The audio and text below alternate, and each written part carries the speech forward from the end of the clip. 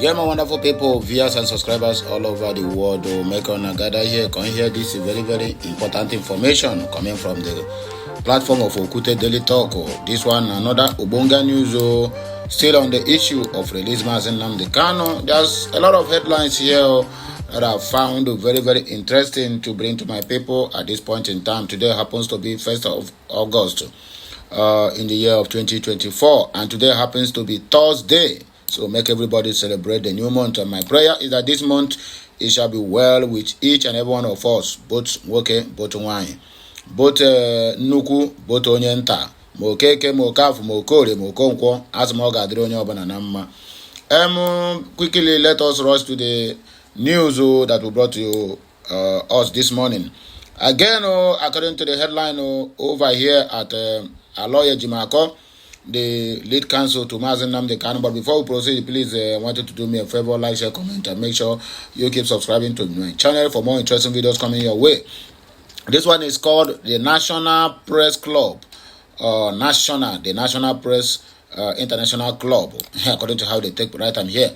And everything about this press conference, it is all about Nnamdi Kanu, the big elephant in the room. Everybody, both foreigner, both local, both blacks and whites, all of them have gathered every time granting interviews, calling for the release of Nnamdi Kanu, calling for the Nigerian or the Zoo government to do the needful. But do you see that these people, they still remain adamant? Anyway, make gonna hear the important headlines where we got here before we can be able to navigate to the main informative where carry us come. World Igbo Congress issues the Southeast governors to expedite the release of Nnamdi Kanu. Thank you, Dr. Festus Okere, Chairman, World Igbo Congress. They just issued a statement. Make on a go free Nnamdi Kanu. And according to another headlines here, this one is 58 years ago, a rare and brave patriot, General Agoy Ironsi, on a visit to late Emir of Kano, Ado Bayero, in Kano, a few weeks before he was murdered with over 300 Igbo army officers by genocidist soldiers on July 29, 1966. That is how the cookie crumbled. Nnamdi Kanu's prolonged detention is politically risky for Nigeria, says IPOB leader lawyer Aloye Jimako. Aloye Jimako recently have become a complainant. He's sort of standing up for his client, which is Nnamdi Kanu. He has turned to be social media complainant. Whether now he don't turn to be doing content creating, I don't understand. Rather than doing the work he was being paid for, he's always on the internet to complain. This is not what you are being sent to do. When he find a job, for despite the fact I know that one have not been a good lawyer or representative to the Igbos or Nnamdi Kanu, but he is trying all his possible best to make sure that everything went as usual.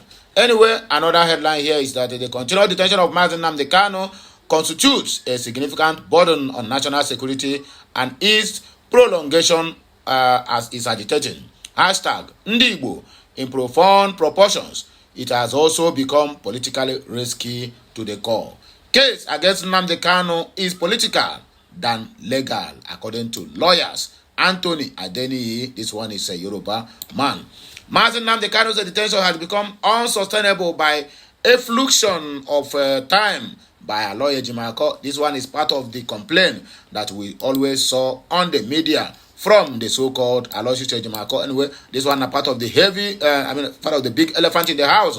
But before we read on with this news, it is better we listen to this the speaker of this very particular news. Well, that one is a Oyibo man, a white man, who happens to be the head of this World Igbo Congress, or whether he is being invited as a pressman so that he can address the general public about the menace that the Nigerian government is causing to the society and to the Biafran people. I beg, make on a listen to this man, while after that then we can go ahead to do the needful over the matter where we carry come this morning.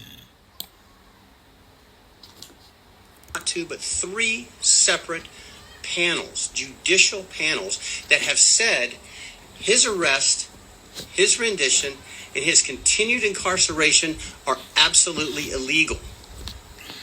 Not because it's not a good idea, not because we don't like it, not because he's the leader of our people or a leader of people that we favor.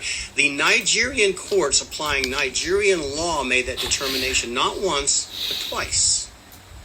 And I'm here to tell you, to be kind, Nigerian courts are not legendary for their willingness to go against the Nigerian government. In fact, it almost never happens. Yet you have two court judgments, it's so obvious, that said he must be released immediately, he must be returned to his place of citizenship, which is Britain, and he must be paid 1 billion naira, or 500,000 naira, depending on the court. Along with that, we have a judgment, a scathing rebuke from the United Nations. The United Nations has looked at this case and determined that there are rampant, gross human rights violations, and they demand the immediate release. Now, here's where Nnamdi Kanu parts from Nelson Mandela.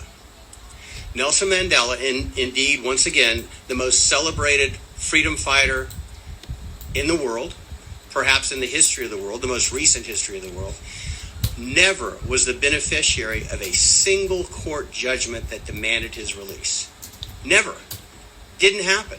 Didn't happen in South Africa, didn't happen in Lesotho, didn't happen in Soweto, didn't happen in Rwanda, didn't happen in the United States. And more importantly, there was never an international tribunal. The UN never addressed Nelson Mandela. Never once did the UN issue a call for his freedom. And I'm here to tell you once again, that is very, very significant. That is very significant. We're talking about a man that is more of what we admire in Nelson Mandela than even Nelson Mandela. And I'm also here to tell you another great difference. Nelson Mandela was trying to lead his people out of apartheid. Apartheid was an absolutely horrible form of government that institutionalized rape. So I don't hear them more. This one I come out to Conde tell the world and also the Zoological Republic of Nigeria say Mazen Nnamdi Kanu is being compared with Nelson Mandela. You know, he is a great hero to his people. That is the same way. Mazen Nnamdi Kanu is a great hero to the Igbo nation and in fact to the entire Africa at large. But anyway, let us read according to according to Aloye Jimako over this very matter. And said the Mazen Nnamdi Kanu detention has become unsustainable by a fluctuation of time by Aloye Jimako. Let it be clear that my muscular public crusade against the continued detention and trial of Mazen Nnamdi Kanu is primarily driven by the various judicial pronouncements and legal principles, municipal and international, against his rendition, detention, and trial.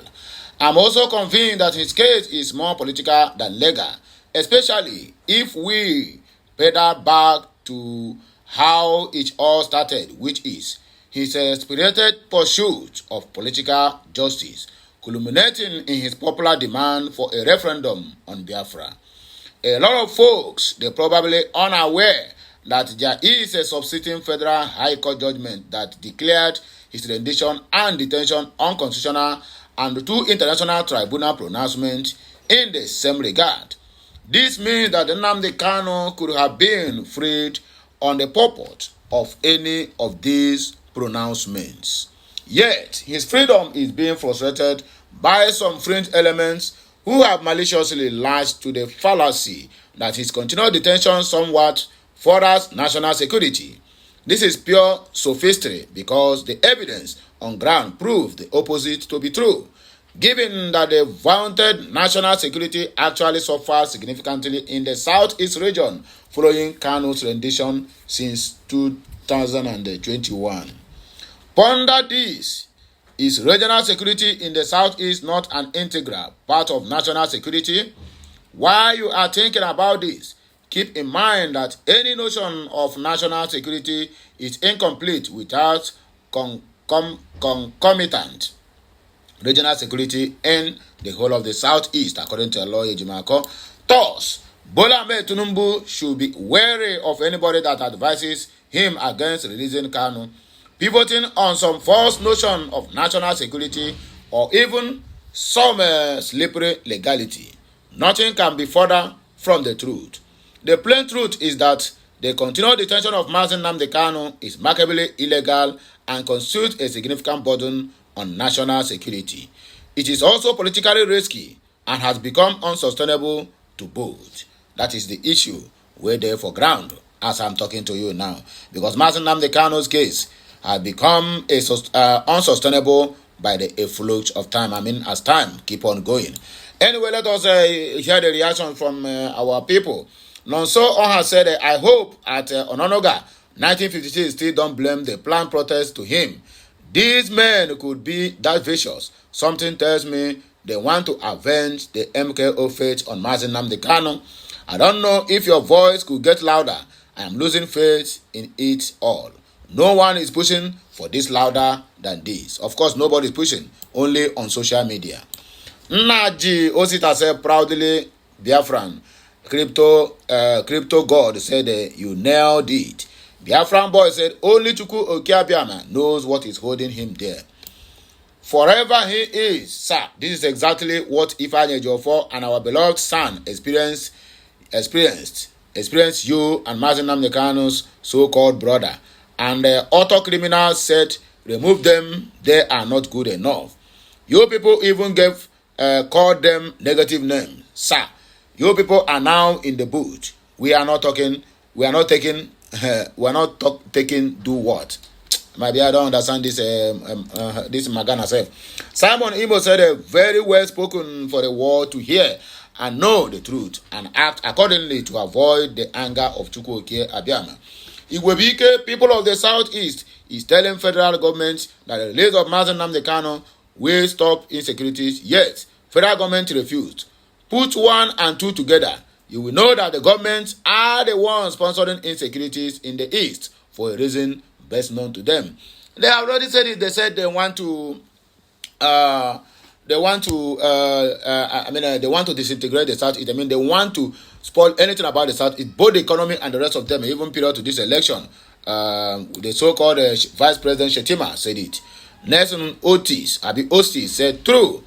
Okonkwo posed to say the hashtag Biafra, the right to self-determination is for every people. It is alienable and it is guaranteed by at UN. No people is exempt from exercising this right. Now, so the thing take be. Hashtag Free Nnamdi Kanu. Hashtag Biafra referendum. Hashtag Freedom Biafra now at Human Rights at Geneva, at Human Rights Writers and at Amnesty. Sonny said it is sad, or it is said that a stubborn fly follows the call to the grave. I don't know if these people realizes that a people united for a common purpose can never be defeated, even through the barrel of a gun. Their reliance on the use of force to crush Igbos could be deceptive. Of course, that is what is giving them hope, but they don't know that at a point it will fail them. Emmanuel Irulo said that the over extremely greediness of Britain and the North and West because of the mineral resources in the East. Biafran land has indeed put Nigerian Britain into a very tight corner. To free themselves is to stop Biafrans leaving Nigeria. Of course, that is exactly what I think I have made this point some couple of times ago. And according to Onyedikachi said, you are now coming to defend Nnamdi Kanu after all your plans and his brother couldn't work. Be mindful that the truth will always prevail. The land of the Biafra will consume all of you that have worked against Nnamdi Kanu in the past. Sudden death will visit all of you, both the Buffon in Finland, according to this our brother. David the Great said, which means there was no point to ridicule at Ejiofor barrister, cause the way you guys made it look like immediately he is out of the way, Nnamdi Kanu will be released. But all this crying up and down is what I don't understand. This one is not crying, this one is just complaining like a woman, and I have not seen him doing anything. Burukini says, subsisting judgment of Federal High Court. What happened to the Supreme Court ruling on his bail application? Supreme Court ruling validated the bail application but refused to grant the bail, my dear brother Burukini. Ananko Wanosike said the federal government free Nnamdi Kanu When they am also, he can talk, he can say, my man, teach them with good English. I love you and more protection to you and your family both. Anyway, my people, here we go take a break on again. Once again, when we come back, please like, share, comment, and make sure to keep subscribing to this channel for more interesting videos coming your way. I still remain Amanda Aneze. Kemesiano.